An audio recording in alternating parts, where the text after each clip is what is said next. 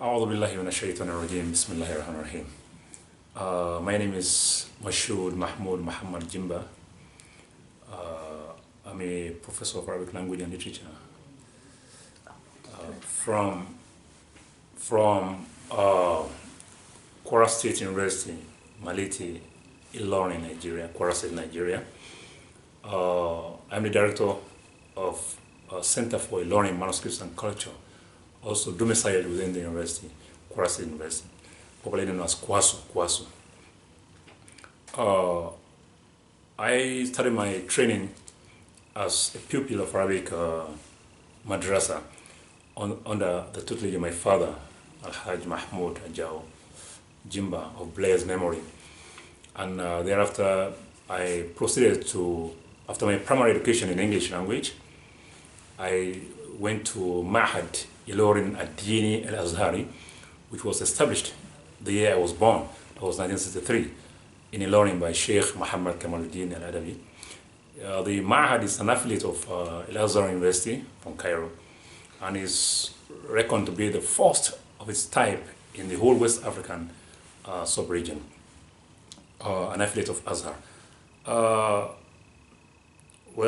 I studied up to my secondary education in Arabic language and with Arabic language, after which I proceeded to Cairo, Egypt, where I completed my secondary school at Ma'had al-Bu'uth al-Islami, Darasa.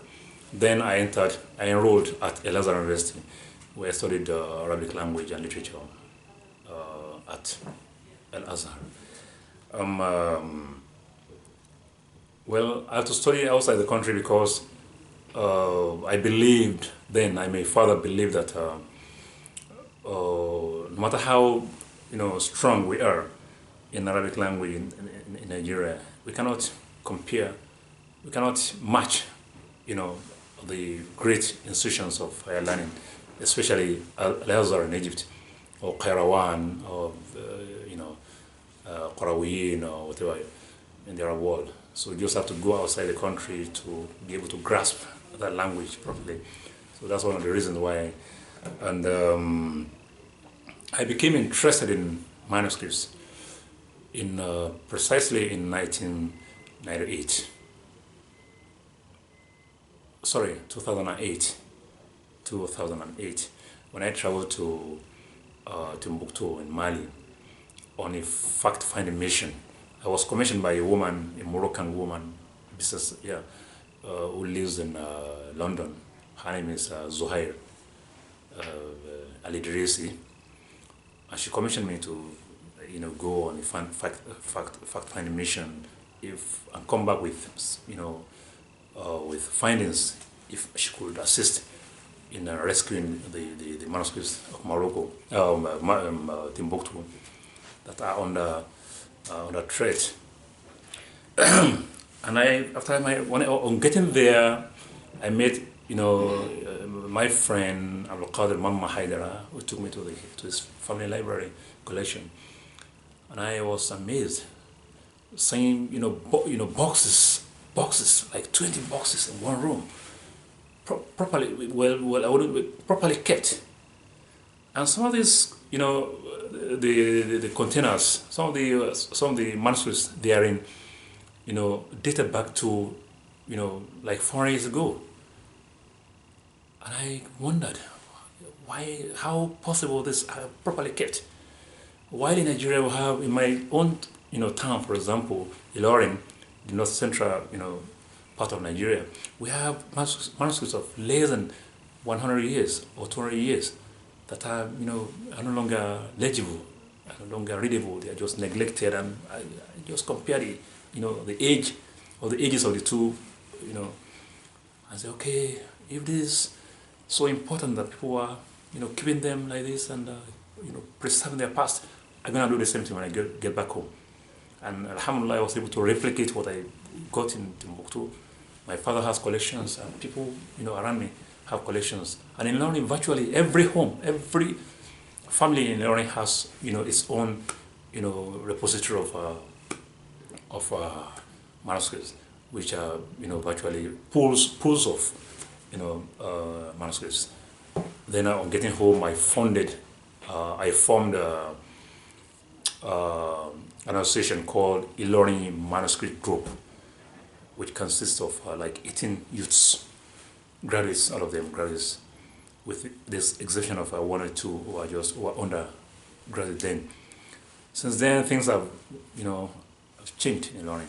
The perception changed in learning. People started to think about manuscripts, and I've been working around the clock to make sure that people are aware of the significance of this. Well, I enjoy what I enjoy most in dealing with manuscripts is that it serves as, a link between my present and my past. When I see a piece of manuscript, I just become very, very, happy, because it reminds me of my, my past. My great grandfathers, what they've done, and I just look at, a bunch of manuscripts and I wonder, how many years did it take these people to write all these things?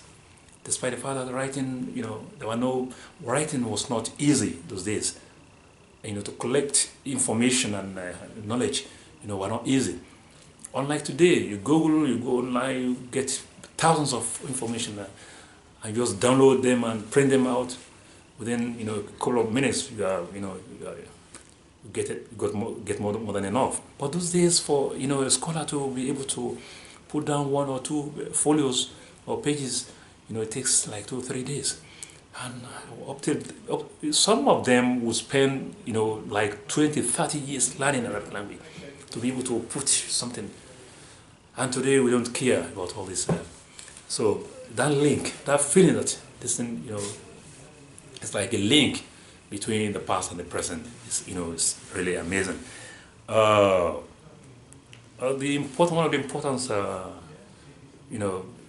things in manuscripts is that they not only remind you of the past, but they also let you know how far our great scholars of the past have gone, in the field of science, in the field of astronomy, astrology, mathematics,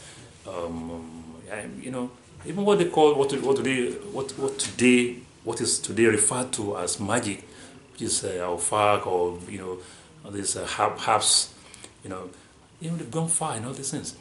And unfortunately, because of modernization, we've been neglected our past. All these things are there, if you can just decode them, because they are roots. They talk about roots, and if you can put them together, they are, they heal. But we forget them and go into the modern, medication. Go to America, go to Britain for medicine, and listen, my eyes. All those, they don't have all these things those days. They know what to put together to put alcohol in their eyes, and the eyes work perfectly. My father was 84 years when he died. He never used glasses. At night, he would, put, the needle. He would still put, threading the needle at night with, yeah. So he was using all this. He never had eye problems. But today, I'm at 40. I was with my glasses. I couldn't read because we neglected all these herbs. Have no side effect because they were natural, and this is what are great. All this were documented in our, my manuscripts. The future of manuscript. Well, I wouldn't know. Working with manuscripts is research. Research is capital intensive, and unfortunately today, everything is, like Nigeria, we've gone into recession, economic recession for the past 2 years. So no funding, no nothing, no grants. I wouldn't know. Everything depends on, economy of the world. If it improves, then people are aware of funding, so they can fund. So which means the future is bright. Otherwise, it's bleak, and I'm afraid. Finally, on my part, I'm taking home, I'm taking home good omen, joy, and I'll be full of praises for this great institution Northwestern University and its, allies for this great job they've done. Oh, and we need fund. We need fund. They should work. They should assist in funding, research and these types of workshops back in Africa. Not just here in the West. Because as I was telling somebody, the money spent on this workshop, almost a quarter of it will have been more than adequate, to stage such or similar this in a part of West Africa, especially Ilorin, my university. And my university will be happy to collaborate with this institution to organize this type of workshop in the nearest future, whereby you bring people from Ghana from within the local community with cheaper, something very cheap. A dollar may be nothing here, but when it gets back to Nigeria, a dollar is something very big. So I want to thank Northwestern University for doing a very good job, and you people are grateful. You people are wonderful, and we are grateful to you for. Thank you very much. Yeah.